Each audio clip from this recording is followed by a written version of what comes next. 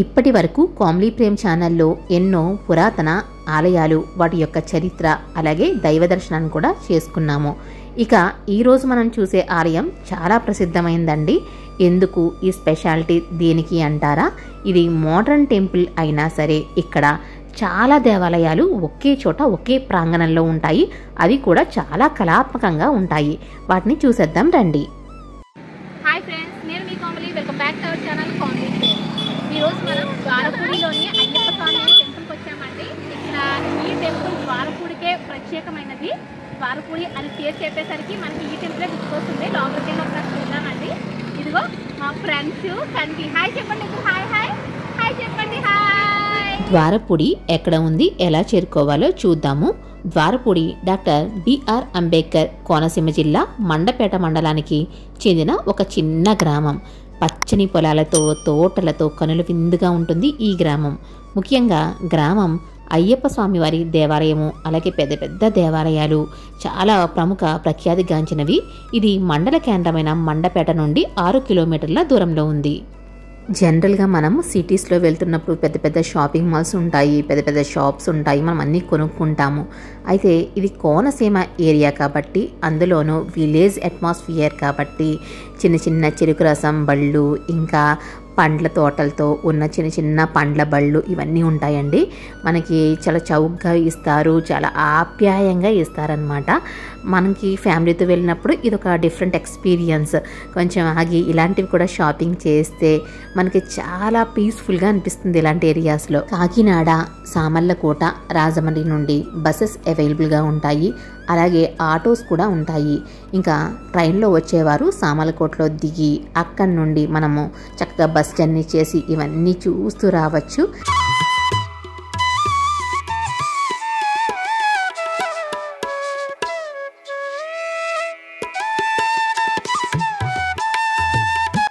కోనసీమలో కళ్యాణ మండపాలు, మండువాలోగిళ్ళ ఇల్లులు కూడా చాలా చూడముచ్చటగా ఉంటాయండి.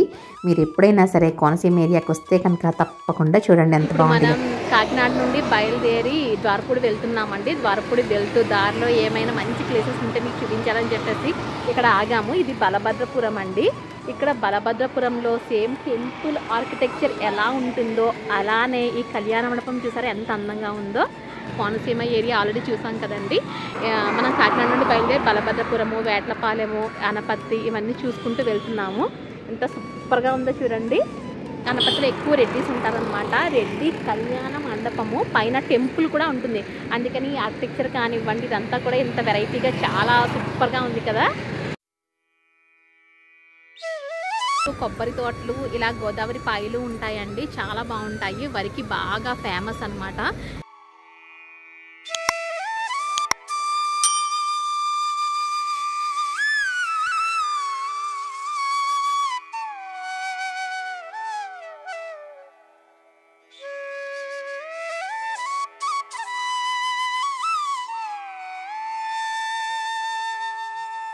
మనం ద్వారపూడికి వచ్చామండి.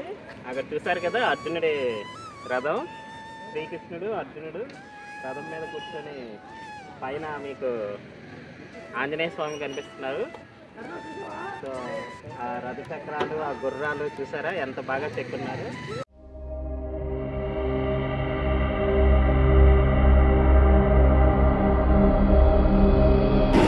మనం ద్వారపూడి టెంపుల్కి వచ్చాము. ఎంట్రన్స్ లోకి ఎంత అట్రాక్టివ్గా ఉందన్నమాట. ఒక మంచి ఆర్చ్లా ఉండి పైన శివుడు ఉన్నాడు, అటు ఇటు కూడా ఏనుగులు ఉన్నాయి, చాలా బాగుంది. ఇక్కడ పార్థసారథి విగ్రహం అయితే ఉంది. ఇలా మనకి అనపత్తి నుండి ద్వారపూడి రోడ్ అక్కడ ఎంట్రన్స్లోనే మనకి చక్కగా మంచి టెంపుల్ ఉంటుందండి. మీరు ఎలా అయినా సరే రావచ్చు. రాజమండ్రి నుండి రావచ్చు, కాకినాడ నుండి, అనపత్తి నుంచి కూడా మనకి రావడానికి వే ఉంటుంది. మనం ఇప్పుడు టెంపుల్ లోపలికి వెళ్ళి చూద్దాము.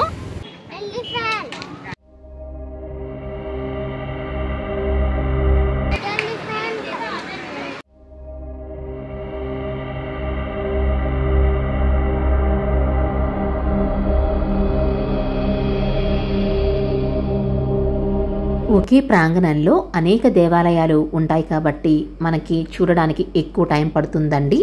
మధ్యాహ్నం 12 గంటలకి ఈ టెంపుల్ క్లోజ్ చేసేస్తారు. అలా అనుకున్న వాళ్ళు ఈవినింగ్ రండి. 4కి తెరుస్తారు. 4కి తెరిస్తే కనుక ఈవినింగ్ నైట్ అయ్యే వరకు కూడా చక్కగా ఆ ప్లేసెస్ అన్నీ కూడా చూడొచ్చు. మనకి గేట్ నుండి ఎంట్రన్స్లోనే నటరాజ విగ్రహం ఉందండి, గోల్డెన్ కలర్లోది.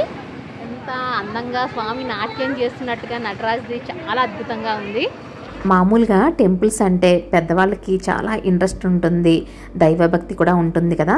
కానీ ఈ టెంపుల్లో చిన్న పిల్లలు కూడా ఇష్టపడతారు. ఎందుకంటే ఇక్కడ సిమెంట్తో చూడండి జారుడు బల్లలాగా కట్టారు.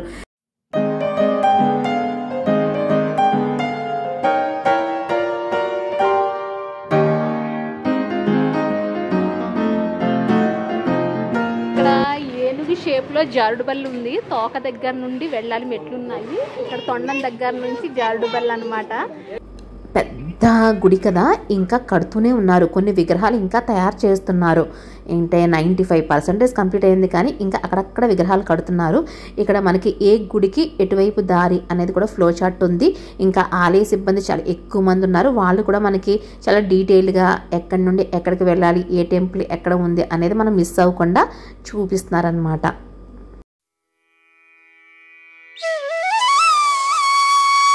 మెట్ల మీద ఒక 10 అడుగుల నంది కట్టారండి. చాలా పెద్ద విగ్రహం, చాలా బాగుంది. ఇదిగో ఫ్రెండ్స్ వాళ్ళ డాడీ బుల్లికంగి ఎక్కుతున్నారు.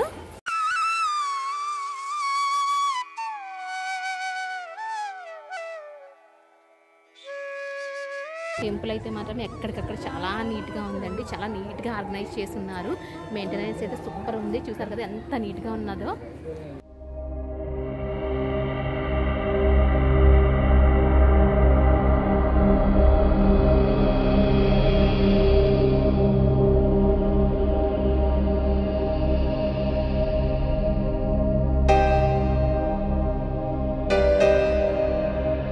ఎంత అద్భుతంగా ఉందంటే ఇక్కడ మంచి పింక్ మార్బుల్తో శివాలయం కట్టారండి.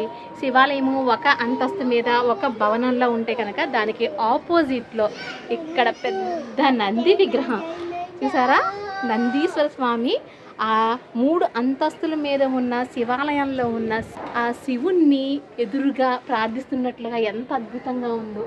నిజంగా ఎంత బాగుందంటే టెంపుల్ మీరు తప్పకుండా చూడాలి. చాలామంది ఇక్కడికి వచ్చి చూడలేని పరిస్థితి ఉంటుంది కాబట్టి ఈ వీడియో తీస్తున్నాము.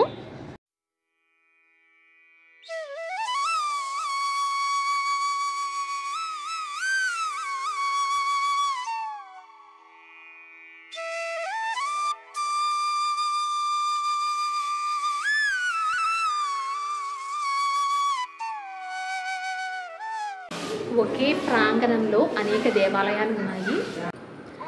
ఆలయంలో ఎక్కడ చూసినా సరే ప్రశాంతమైన వాతావరణం ఉంది. ఇక్కడ విఘ్నేశ్వరుడు అలాగే ఇక్కడ కుమారస్వామి ఎంత అద్భుతంగా పెద్ద పెద్ద విగ్రహాలు చెక్కున్నాయి.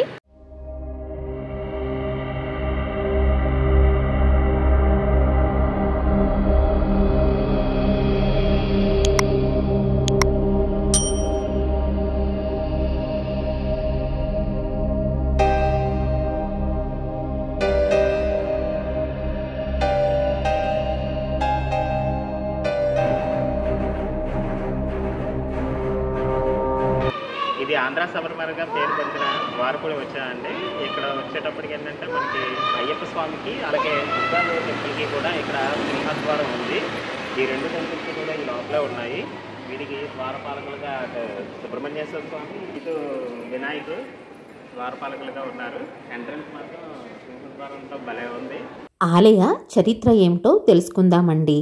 స్వామి జయేంద్ర సరస్వతి 1989లో అయ్యప్ప పంచలోహ విగ్రహము మరియు హరిహర భారీ విగ్రహం ప్రతిష్ఠించారు. పవిత్రమైన 18 మెట్లు శబరిమల అయ్యప్ప ఆలయ సాంప్రదాయాన్ని పోలి ఉండే లార్డ్ అయ్యప్ప విగ్రహానికి దారితీస్తుంది. ఆలయ సముదాయం 4 అంతస్తులను కలిగి ఉండి మరియు నిర్మాణ పనులు మరియు దైవిక శిల్పాల ద్వారా హైలైట్ చేయబడిన భారీ ఆకర్షణీయమైన పుణ్యక్షేత్రాలను కలిగి ఉంటుంది. ద్వారపూడి ఆలయంలో పూజలు చేయడం ద్వారా జాతకంలో శని యొక్క ప్రతికూల ప్రభావం నుండి మనం దూరంగా ఉండవచ్చునని నమ్ముతారు. ప్రత్యేక పూజలు మరియు ఉత్సవాలు కూడా జరుగుతూ ఉంటాయి.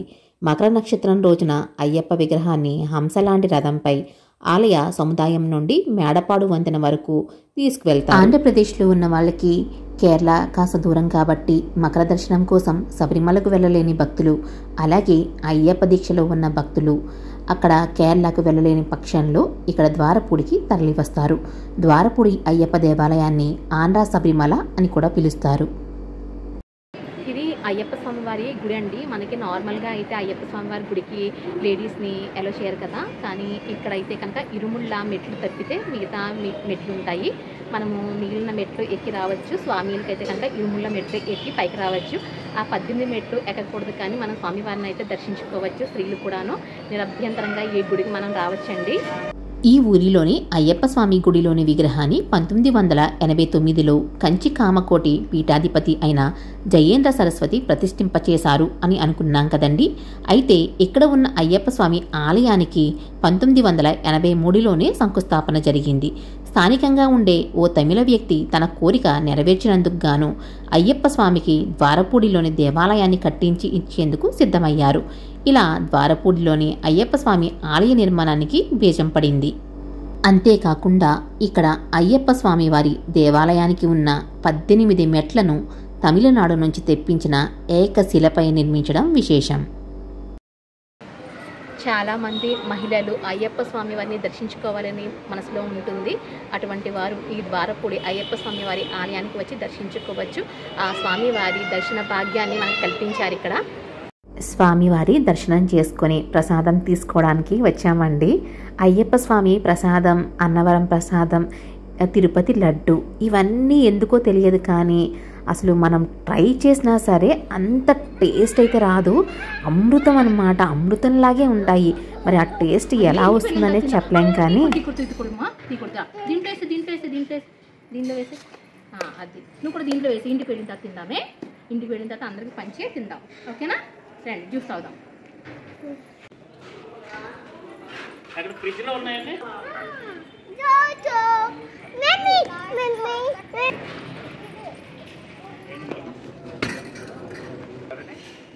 మధ్య ఒకటి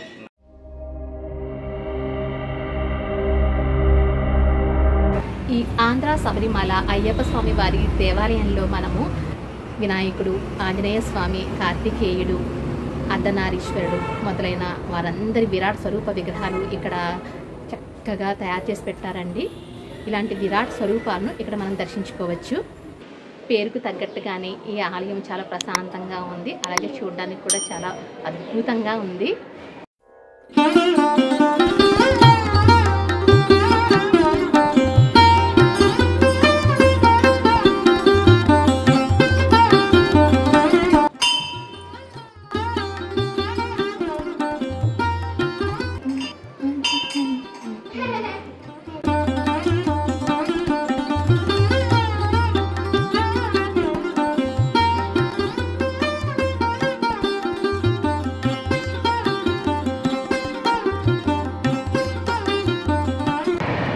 ఆలయంలో ప్రశాంతంగా కూర్చోవాలనిపిస్తుందండి. ఆలయానికి ప్రక్కనే రైల్వే ట్రాక్ కూడా ఉంది. మంచి చెట్లు ఉన్నాయి. ఈ చెట్లు ఇదిగో చెట్ల క్రింద అయితే మనం కూర్చోవచ్చు. ఉదయము అలాగే సాయంకాలం పూట కూడా మనకి దర్శన వేళలు ఉంటాయి. ఇదిగో ఫ్రెండ్స్ వచ్చాడు. దర్శనం బాగా అయిందా ఫ్రెండ్స్? ఇలారా ఇదిగో కన్వి అయితే ఎక్కేస్తుంది. కన్వి చాలా అల్లరి చేస్తోంది. అక్కడ పూజారులు వాళ్ళందరూ అడుగుతున్నారు కన్విని. కన్వి అదిగో కన్వి ఇలా చూడు. హాయ్ చెప్పు, హాయ్ చెప్పు, హాయ్ చెప్పు అందరికీ. అంతే. కొన్ని టెంపుల్స్ చూసాము. తర్వాత కాసేపు కూర్చొని రెస్ట్ తీసుకొని మళ్ళీ కొన్ని టెంపుల్స్ చూద్దామని వెళ్తున్నాము. భలే ఉందండి. కూర్చోవడానికి బాగుంది, ఆడుకోవడానికి బాగుంది. దైవ దర్శనానికి అయితే అంతకంటే భలే ఉంది.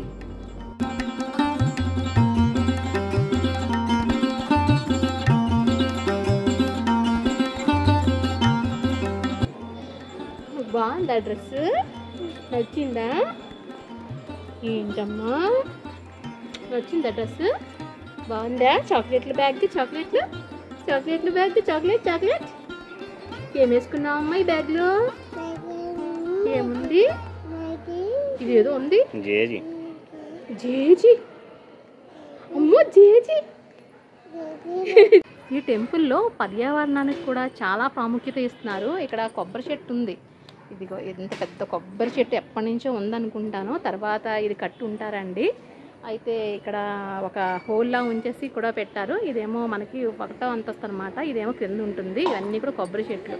చాలా ప్రశాంతంగా ఉంది వాతావరణం అయితే మాత్రం ఇక్కడ చాలా బాగుంది. ఈ పక్కనంతా కూడా పొలాలు, ఇదంతా కూడా గుళ్ళు. మొత్తం అన్ని దేవుళ్ళని కూడా మనం ఇక్కడ దర్శించుకోవచ్చు. ఈ అయ్యప్ప స్వామి వారి ఆలయాన్ని ఆంధ్ర శబరిమల అనే పేరుతో పిలుస్తారు. ఇప్పుడు మనం శివాలయంలోనికి వెళ్దామండి. ఇదంతా కూడా మంచి పింక్ మార్బుల్తో నిర్మించబడి ఉంది. లోపలికి వెళ్ళి చూద్దాం ఎలా ఉంటుందో.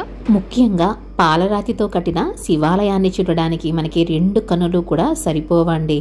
మంచి రోజ్ మార్బుల్తో కట్టారు. ఇది 4 అంతస్తులలో స్తూపాకారంగా క్రింద నుండి పై వరకు కూడా పెద్ద శివలింగం ఉంటుంది. అయితే అది మనం వీడియో తీయలేకపోవచ్చు.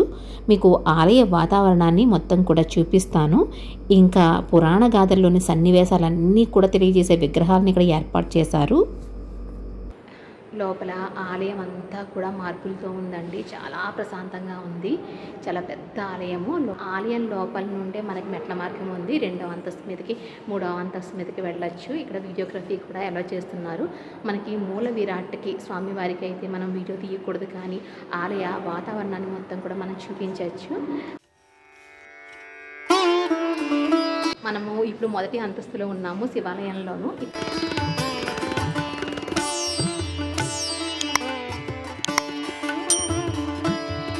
శివాలయం 1వ అంతస్తు మొత్తం చూస్తున్నాము. గోపురాలు అయితే ఎంత అందంగా ఉన్నాయో అండి. చాలా ప్రశాంతమైన వాతావరణము. చాలా ఎక్కువ ప్లేస్లో కట్టారు. ఇటుపక్క మనకి నామం కూడా కనిపిస్తుంది. ఇది వచ్చేసి మనకి శివాలయం అయితే కనుక దానికి వైష్ణవాలయము. శివకేశవులు వేరు కాదు అని తెలపడానికి ఇలా మనకి శివాలయం ఒకవైపు, అలాగే వైష్ణవాలయం ఒకవైపు కూడా ఉంది.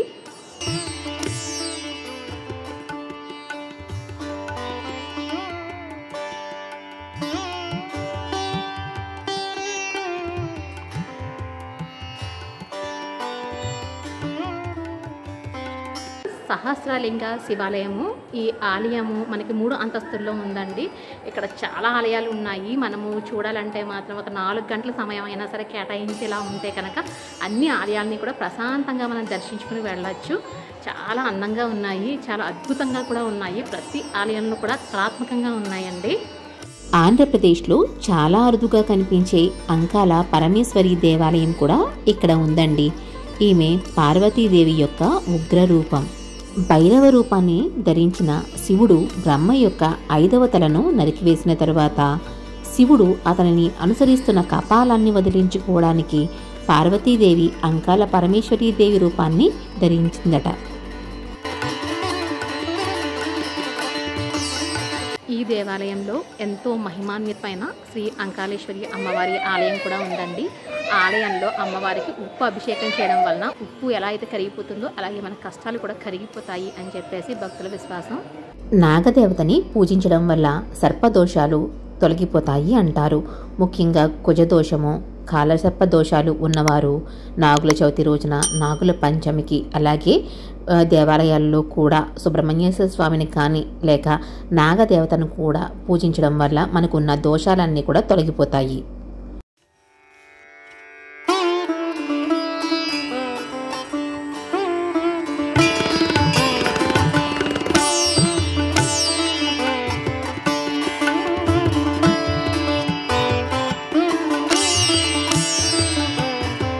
పార్వతీదేవి ఆలయంలోకి వెళ్ళడానికి ఒక సింహ ముఖద్వారంలా ఉంది కదండి. ఇక్కడ లక్ష్మీదేవి ఆలయానికి ఒక ఏనుగు ముఖద్వారంలా పెట్టారు.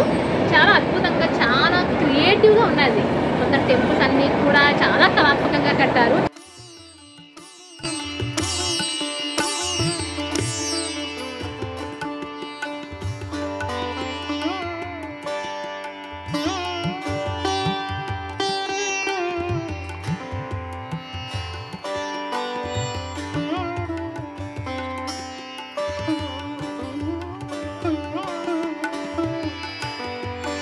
ఇది ద్వారపుడి ఆలయ ప్రాంగణంలో ఉన్న భూగర్భ శివాలయము. ఇక్కడికి వెళ్ళి దర్శించుకుందాం రండి. ఇక్కడ ప్రవేశ ముఖద్వారం చాలా అద్భుతంగా ఉంది. లోపలికి వెళ్ళి చూద్దాం. భూ కైలాష్గా పిలుచుకుని ఈ ఆలయంలో మనం ప్రవేశిస్తున్నామండి. చూస్తున్నారు కదా, ఒక గృహలాంటి ప్రదేశం ఉంది. లోపలికి వెళ్తున్నాము. ఇక్కడ ఒక టర్నింగ్ కూడా వచ్చింది. ఇంకా చాలా లోపలికి వెళ్తున్నాం. చూద్దాం రండి.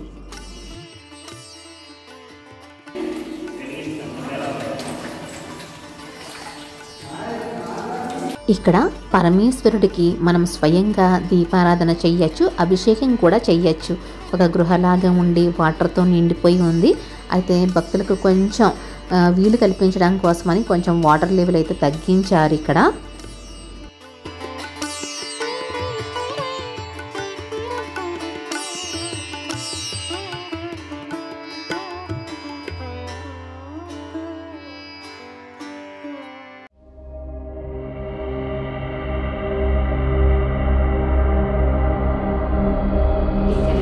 దర్శనం చేసుకోవడానికి మనం వాటర్లో నుండి రావాలండి.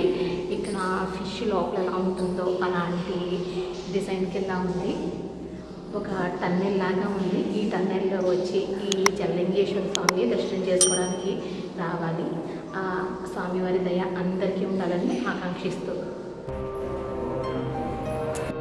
నేను నా లైఫ్లో ఫస్ట్ టైం చూసిన ఆలయము యమధర్మరాజు వారి ఆలయము. ఇది కూడా ద్వారపుడి ఆలయ ప్రాంగణంలోనే చూశాను.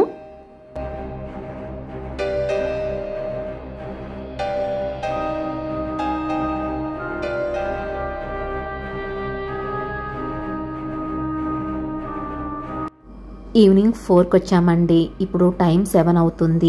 ఇది వెంకటేశ్వర స్వామి వారి ఆలయం అన్నమాట. ఆల్మోస్ట్ చీకటి పడిపోయింది.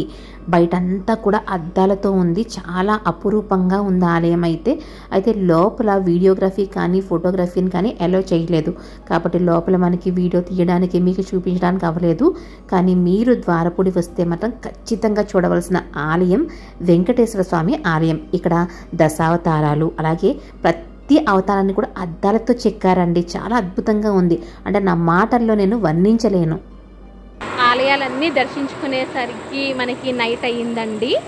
నైట్ కూడా ఈ విగ్రహాలు ఎంత బాగా లైటింగ్ ఫోకస్లో ఎంత బాగున్నాయో. ఇలాగా పార్థసారథి అర్జునుడికి గీతోపదేశం చేస్తున్నట్టుగా విగ్రహం అయితే హైలైట్గా ఉంది. చాలా అద్భుతంగా ఉంది కదండి. చూసారు కదండి ద్వారపుడి ఆలయాన్ని. ఈ వీడియో మీకు నచ్చితే కనుక తప్పకుండా లైక్ చేయండి. అలాగే మన ఛానల్ని సబ్స్క్రైబ్ చేసుకోండి. మరొక మంచి ఇంట్రెస్టింగ్ వీడియోతో మళ్ళీ కలుద్దాము. Thank you so much.